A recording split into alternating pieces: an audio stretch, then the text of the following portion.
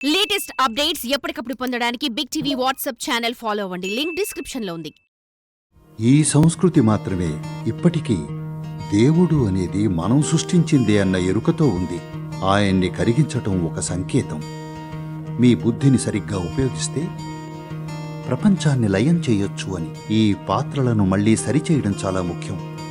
ఎందుకంటే మీరు మీ మైండ్ యొక్క స్వభావాన్ని నిర్ణయిస్తే అద్భుతమైనదేదో జరగగలదు.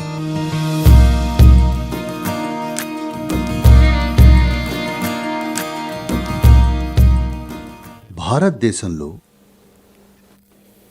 ఆగస్ట్, సెప్టెంబర్ నెలల్లో ఒక పండుగ వస్తుంది.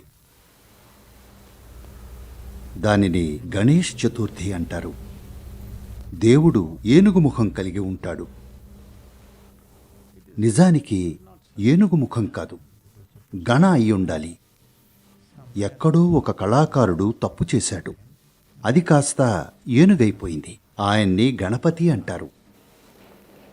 అంటే గణాలకు నాయకుడు అని. మట్టితో గణేశుడి విగ్రహాన్ని తయారు చేస్తారు, బంకమట్టితో. తర్వాత చక్కగా రంగులు వేస్తారు. కొంతమంది రంగులు వేయకుండా చేస్తారు. ఆ తర్వాత ఆయన్ని పూజిస్తారు. పెద్ద పండుగ జరుగుతుంది. చుట్టూ సంగీత కార్యక్రమాలు జరుగుతాయి. పెద్ద పెద్ద ఈవెంట్లు. కొందరు చాలా పెద్దవి తయారు చేస్తారు. 108 అడుగుల ఎత్తు, చాలా పెద్దవి.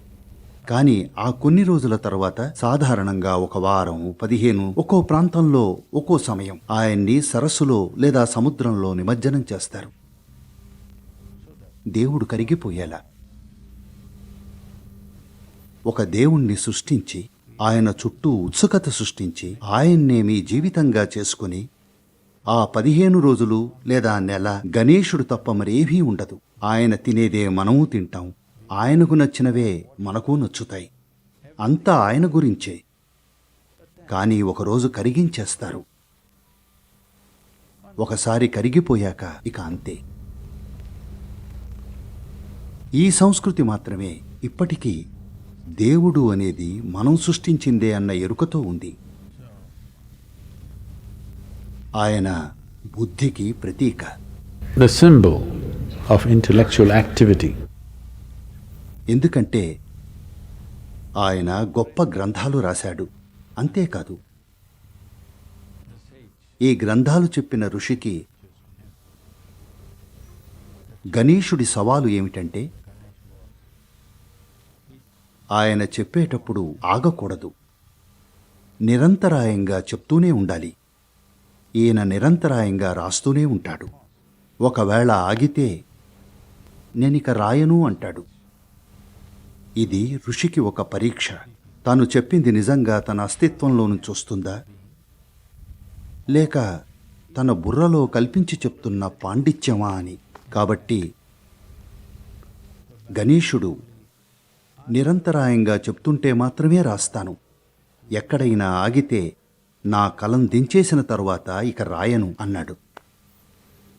వ్యాస మహర్షి నిరంతరాయంగా మాట్లాడాడు. అది నెలల తరబడి కొనసాగింది.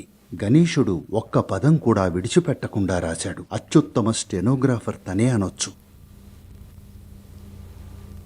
ఆయన మానవ బుద్ధికి ప్రతీక. ఇది సాంకేతికంగా చాలా సరైంది. ఎందుకంటే మీ బుద్ధి స్వభావం ఇదే. బుద్ధిని వాడి ఎరుకతో ఏదైనా ఊహ చేయొచ్చు. అద్భుతమైన ఊహ. మనిషికి ఏనుగుతల. ఏనుగుతల ఎందుకంటే భూమిపై అతిపెద్ద తల అదే. అంటే చాలా పెద్ద మెదడు అని. కాబట్టి తను మానవ బుద్ధికి ప్రతీక. తనని కరిగించడం అనేది ఒక ప్రతీక. మీ బుద్ధిని సరిగ్గా ఉపయోగిస్తే ప్రపంచాన్ని లయం చెయ్యొచ్చు అని. ఒకసారి మీ ఊహతో ప్రపంచాన్ని కరిగిస్తే మీ బుద్ధి తాలూకు కార్యకలాపాన్ని కరిగించటం సమస్యేం కాదు. మీ ఊహని ఆపివేయడం పెద్ద సమస్యవదు. మీ ఊహతో విశ్వాన్ని లేకుండా చెయ్యొచ్చు. మీ అనుభవంలో విశ్వం అనేది ఉండదు. మీరు అంత శక్తివంతమైన ఊహ చేస్తే. కానీ ఆ తరువాత ఊహని ఆపివేయడం చాలా సులభమైన ప్రక్రియ. ఆ ఊహ ఎరుకతో జరిగిందైతే దాన్ని ఆపివేయడం సులభం. కానీ ప్రస్తుతం అచేతనంగా చిన్న చిన్న ఊహలు చిన్నా భిన్నంగా జరుగుతున్నాయి. కాబట్టి దాన్ని ఆపడం అసాధ్యంలా అనిపిస్తోంది. కాబట్టి మొత్తం పండుగ దీనికి ప్రతీక. ముందు ఆయన్ని సృష్టిస్తాం, ఆపై ఆయన చుట్టూ జరిగే సంబరాలు మీరు చూడాలి. సాధారణంగా ఆయన్ని బహిరంగ ప్రదేశాల్లో ఉంచుతారు.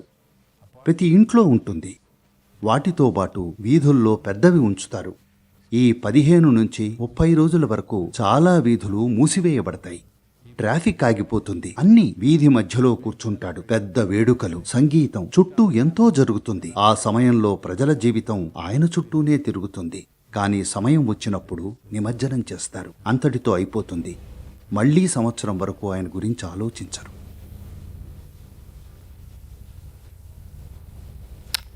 మీరు కనుక ఇదే విధంగా మీ ఇమాజినేషన్ విషయంలో ఇంకా మీ మైండ్ విషయంలో చేయగలిగితే, ఈ మైండ్ లేదా మనం మైండ్ అని పిలిచే ఈ కార్యకలాపం, మీరిది స్పష్టంగా అర్థం చేసుకోవాలి. మైండ్ అనేది ఒక నిక్కచ్చైన వస్తువు కాదు. అది కేవలం ఒక రకమైన కార్యకలాపం. ఆ కార్యకలాపం లేదంటే మైండ్ లేనట్టే. అవునా కాదా? ఒకవేళ ఇప్పుడు మీకు అసలే ఆలోచన లేదనుకుందాం. అప్పుడు మీకు మైండ్ ఉంటుందా?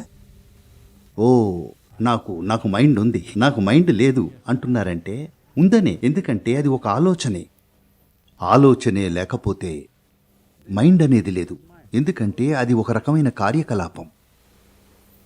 చైతన్యం కార్యకలాపం యొక్క సహాయం లేకుండా ఇక్కడ ఉండగలదు. కార్యకలాపం చైతన్యాన్ని సృష్టించదు.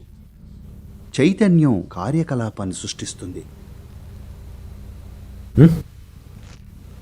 నేను చేతిని కదుపుతాను, చేయి నన్ను కదపదు. నేను చేతిని కదుపుతాను. అదేవిధంగా నేను మనసును కదుపుతాను. అంతేగాని దీనికి రివర్స్ కాదు. కానీ ప్రస్తుతం అది రివర్స్గా ఉంది. మీ మైండ్ స్వభావమే మీరు అన్నట్టయిపోయింది. అవునా? మీ మనసు చేసే పిచ్చి పనులన్నీ మీ లక్షణాలుగా మారిపోయాయి కదా? ఈ పాత్రలను మళ్ళీ సరిచేయడం చాలా ముఖ్యం.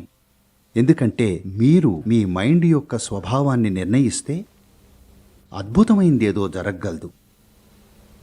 అలా కాక మీ మైండ్ మీరెవరన్న దాన్ని నిర్ణయిస్తే అది ప్రమాదం.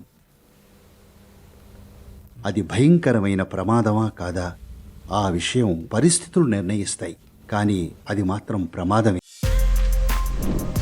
For more videos like this, subscribe Big TV channel.